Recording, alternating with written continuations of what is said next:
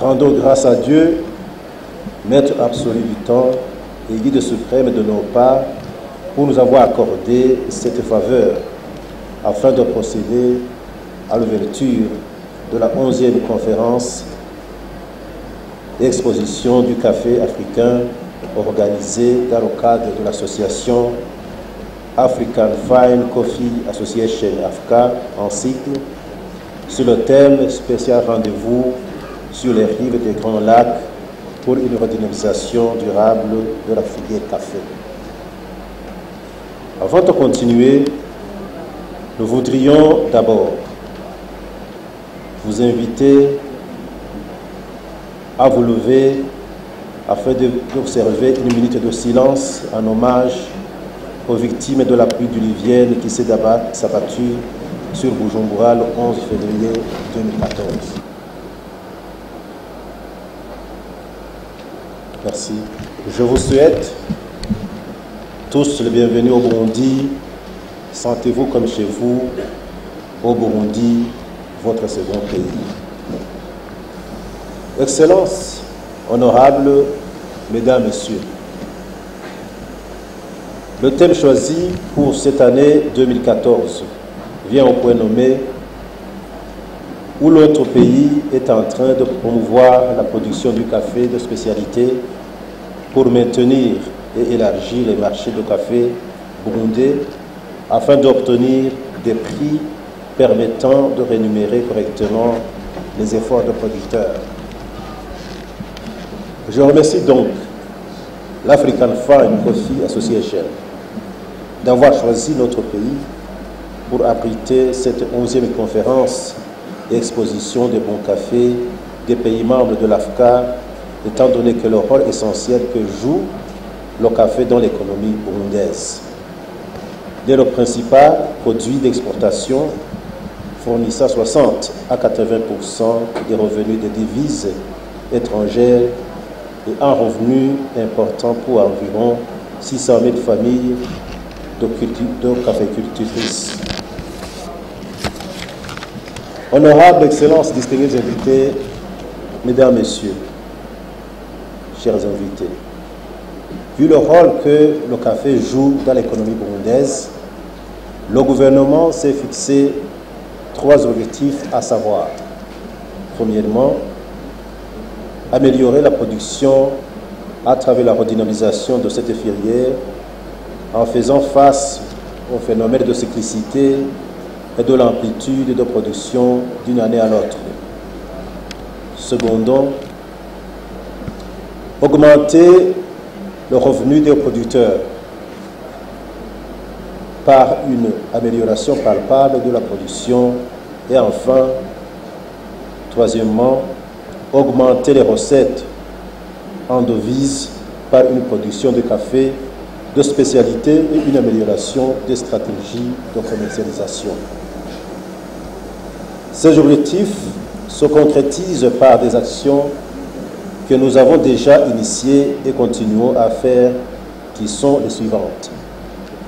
La multiplication de jeunes plants de café à travers tout le pays dans le but de renouveler les anciens vergers et installer de nouveaux. La mise en place des moniteurs dans le domaine caféicole pour l'appui aux structures d'encadrement.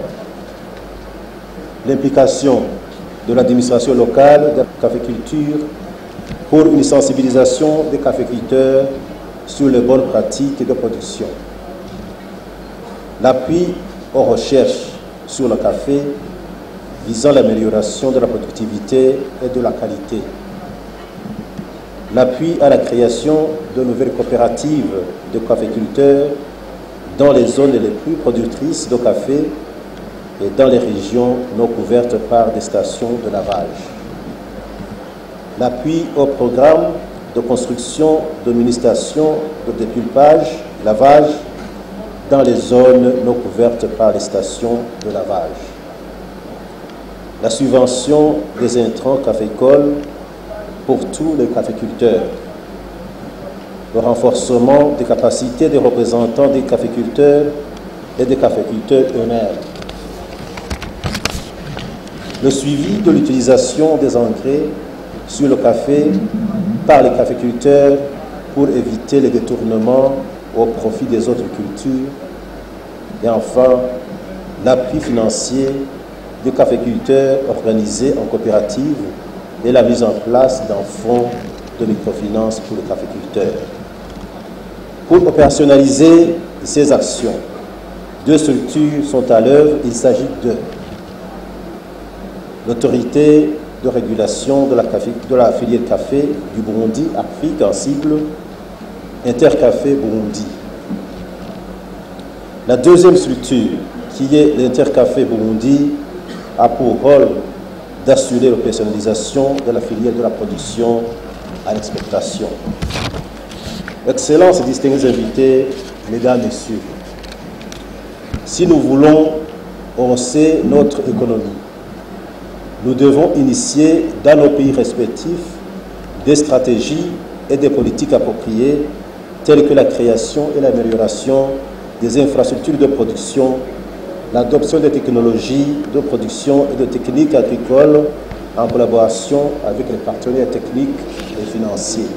À ce titre, cette 11e conférence et exposition de l'AFCA répond parfaitement aux préoccupations de l'heure dans notre région, étant donné qu'elle vise comme principaux objectifs, à savoir la mise en place d'un forum pour apprendre de nouvelles technologies, la création d'une plateforme pour les liaisons du marché et des rapports d'affaires, la planification du café africain, la création du réseau avec les intervenants de café partout dans le monde,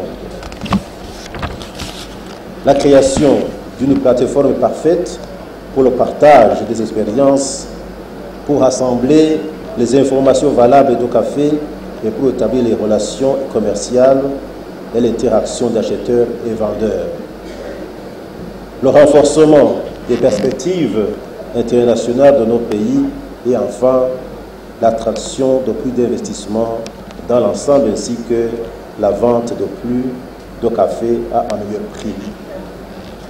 Excellences, honorables, distingués invités, mesdames, messieurs, il est de rappeler que l'AFCA a vu le jour en juillet 2000 dans l'ultime objectif de trouver des solutions durables à un certain nombre de défis communs à notre région qui annihilent les efforts de nos pays respectifs en matière de développement du secteur café pour de la plupart de nos économies.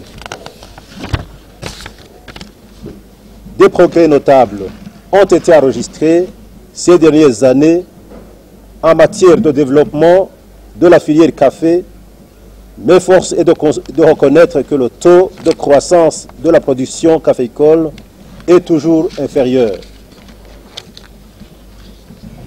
Par ailleurs, dans la plupart de nos pays, ce secteur est marqué par un certain nombre de défis à relever.